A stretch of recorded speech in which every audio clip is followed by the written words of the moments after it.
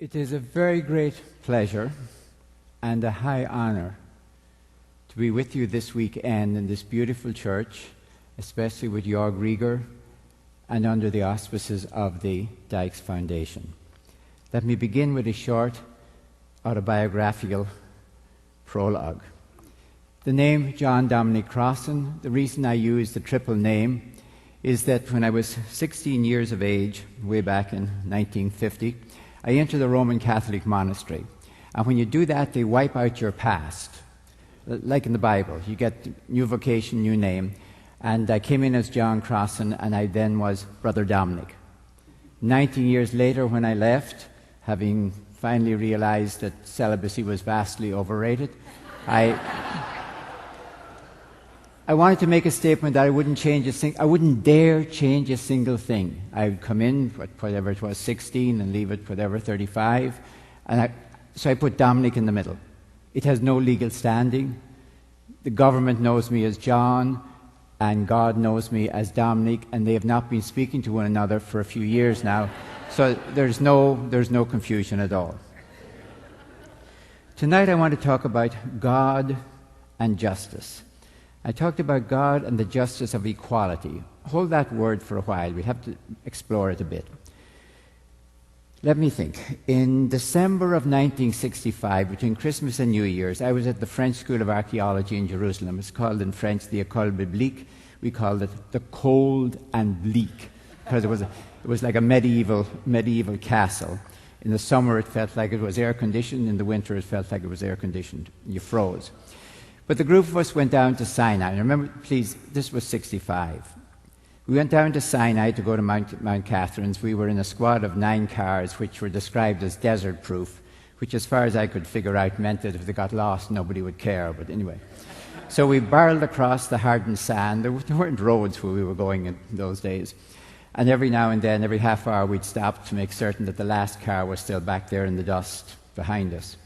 Finally got to Mount Sinai, St. Catherine's around 3 p.m. We left Suez around 3 in the morning to cross before the boats started coming through.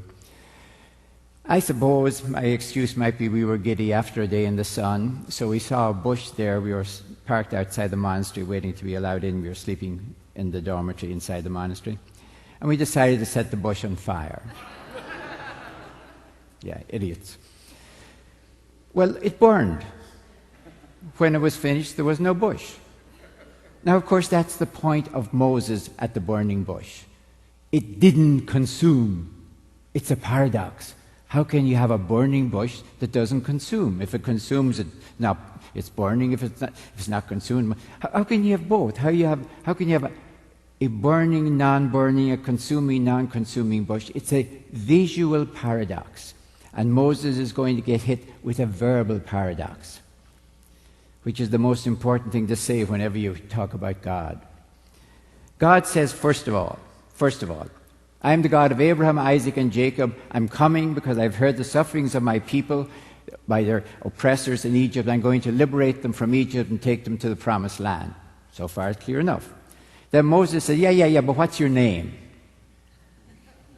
And then God says, in effect, my name is the unnameable one. Yeah, that's kind of an answer. You could say, unnameable one. It's a paradox. My name is the unnameable one. But then immediately afterwards, God goes right back as if nothing has been said and said, I am the God of Abraham, Isaac, and Jacob. I'm coming to liberate my people from their oppressor and take them to the promised land. That's my name forever. You want to say, excuse me, now which is it? And that's the point of that revelation. The name of God cannot be uttered. The name of God must be named. Cannot be named, must be named. That makes no sense. Yeah, neither does a burning bush that doesn't get burned. The most important thing then is that we must name God. And we must know it is never, ever inadequate. And that's not an excuse for not doing it. So, think about it. Where did these people get this weird idea that God cared about liberating them from Egypt? I mean, it's not self-evident. There's lots of poor people, small, if you even want to think of it as a country later, small, battered people who don't think God is actually on their side. I mean, all the evidence would seem to go in the opposite direction. So where did they get this absolutely weird idea? And it is weird. Where did they get it? It's so easy to say to us, scholars, you're just taking modern ideas about democratic principles or human rights, and you're dumping them back in the first millennium or the first century among people who had no ideas like that. This is all liberalism or socialism or, oh my God, communism. Where did they get it? Where did the people in the biblical tradition get their vision of God? And don't think for a second, it's enough to say, well, it's monotheism. You could have lots of different monotheists. Where did they get the idea that God was into liberation and cared about the sufferings of people? And it's not at all clear, if they had been doing the same to the Egyptians and the roles had been reversed, that God would have been on the side of the Egyptians. They got their vision from the most simplest way you could imagine.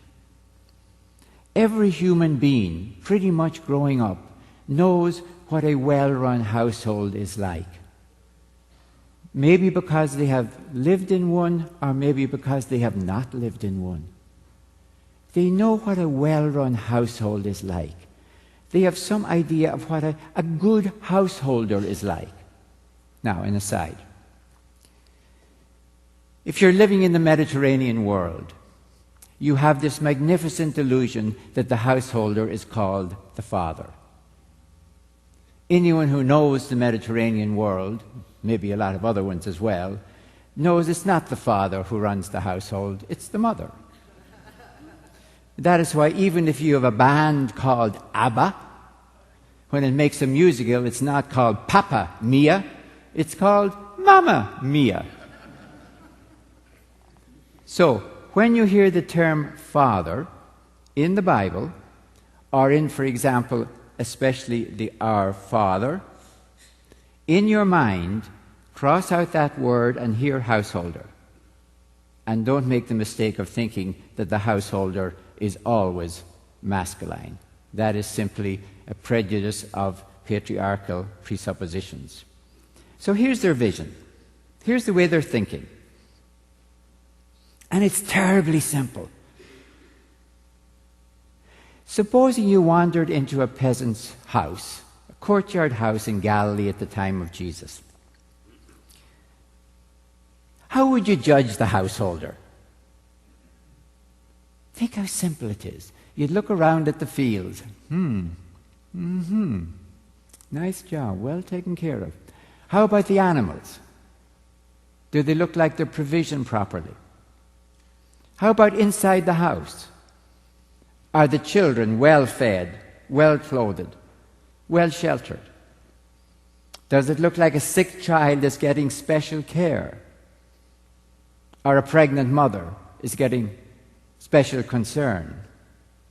If you're saying yes, yes to yourself, then you would praise the name of the householder, which is why the very first thing in the Our Father, after the word Father is mentioned, you're talking about the name, hallowing the name of God. Now, supposing you went into a household, and it would make no difference whether it's a royal palace or a peasant hut, and you found half the kids starving and the other half overfed. What would you think of that householder? All right, 10% of the kids starving and 90% overfed. One starving and the other overfed. Think of how horrified you'd be. Ancient world, modern world. Royal palace, peasant's hut. I let you in on a secret. There is no preferential option for the poor in the Bible. In fact, the Bible, first of all, is not big on preferential options. It's much bigger on prophetic demands. There's no evidence in the Bible that if everyone was poor, equally poor, we're not talking about suffering, we're just talking about being poor. For example, when the people are coming in the Exodus through the desert, and they're just making it from manna to manana, as it were. And nobody's talking about poverty. What appalls the Bible, what appalls the Bible's vision of God, is inequality. The crass inequality where some are overfed while others are starving. That horrifies the Bible. And I think we can understand why it horrifies the Bible. Because it would horrify anyone who walked into a home and found it. Today we would take all the kids away. So to try and start thinking like the Bible, I don't even want to use the word social justice anymore. They're really not thinking social justice, they're thinking divine justice. They're thinking of God as the householder of the world, the homemaker of the home earth, as it were.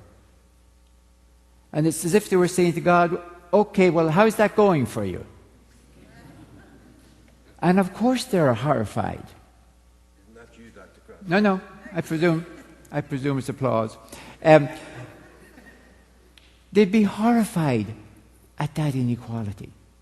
That's their entire basis for understanding everything. And when they come to have a king, they're going to use the same thing. So when, for example, the Bible says, and it says repeatedly, God is a God of justice and righteousness. First of all, that's biblical redundancy, or if you prefer, poetic parallelism. That means the same thing. And don't think it's talking about retributive, punitive justice. It is talking about distributive or restorative justice. Their vision is terribly, terribly clear. Terribly clear. Where in this world is justice? And what it bothers them is it embarrasses God. How awful for you, householder in heaven, that your earth is in such a mess. Don't let people use the term social justice. We're really talking about divine justice. And divine justice is social justice on steroids.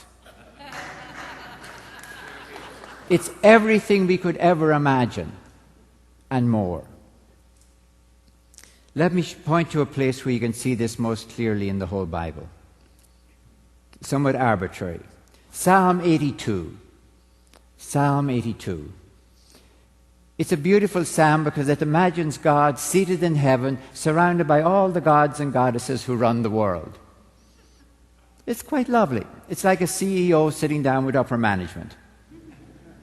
Unfortunately, of course, it is about a new concept in downsizing, namely firing upper management.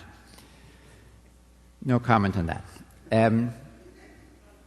God indicts the powers that be because they have not observed the right of the needy and the lowly. We're not talking about charity. We're talking about rights. And of course, that's what you would say. You would think every child in a family has a right to at least a fair share.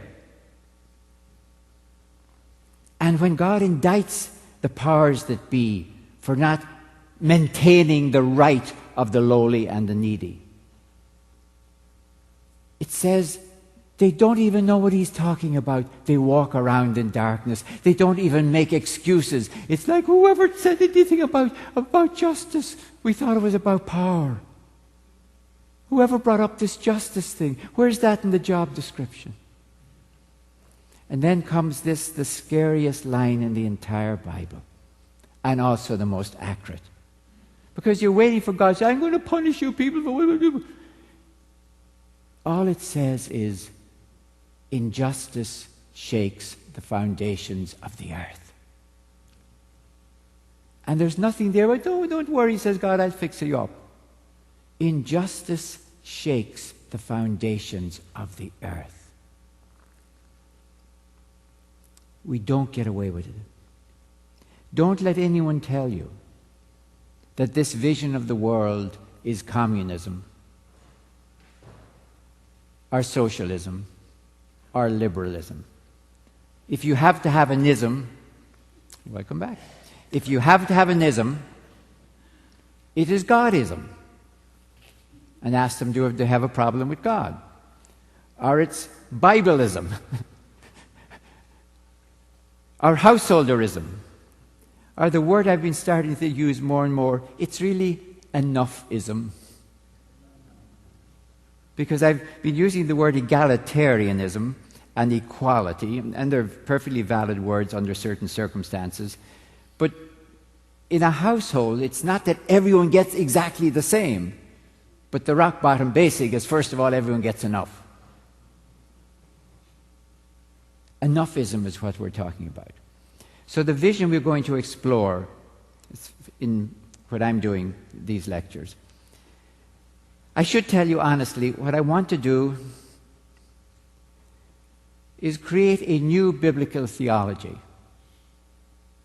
for Christianity. Now, isn't that an impertinent thing to dare to say? And the only reason I would dare to say it is I am completely convinced I am not renewing it, I am re-olding it. I am absolutely convinced that if you have a problem with that, take it up with the Bible and with God.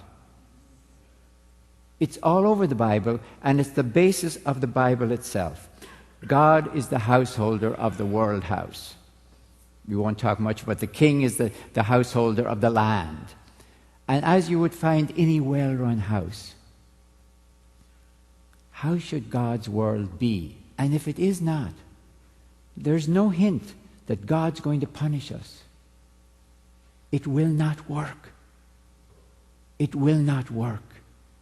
It's as if you made your own boat in your garage and took it out to sea, and after a while it started to sink.